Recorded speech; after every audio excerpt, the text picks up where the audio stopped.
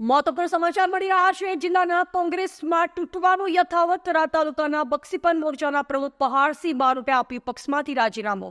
કોંગ્રેસનો ગઢ કહેવાતા થરાદ પંથકમાં થયું ભંગાણ। અગાઉ પણ સરહદી વિસ્તારના કોંગ્રેસના દિગ્ગજ નેતા ડીડી રાજપૂત સહિત અનેક આગેવાનો કોંગ્રેસ છોડી ચૂક્યા છે। લોકસભાની ચૂંટણી સમયે કોંગ્રેસમાંથી રાજીનામાનો સિલસિલો યથાવત। એક પછી એક રાજીનામા પડતા વધી કોંગ્રેસની મુશ્કેલી। આવતીકાલે રાજપૂત સમાજના મોભી ડીડી રાજપૂત સહિત અનેક કોંગ્રેસના પૂર્વ આગેવાનો જોડાશે। મુખ્યમંત્રીની હાજરીમાં ભાજપમાં જોડાશે। અહેવાલ મુરજી ચૌધરી, થરાદ, બનાસકાંઠા। નમસ્કાર, જય માતાજી। હું પહાડજી જુવારજી બારોટ, ગામ શેરવ, તાલુકો થરાદ।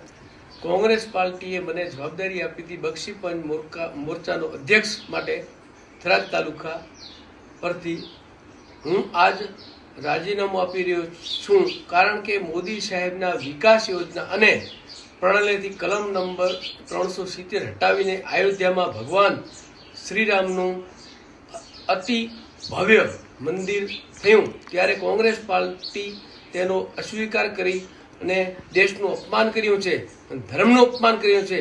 તો આ પાર્ટીમાં રહેવું એ મને યોગ્ય લાગતું નથી। એના માટે આ પાર્ટી હું છોડી રહ્યો છું।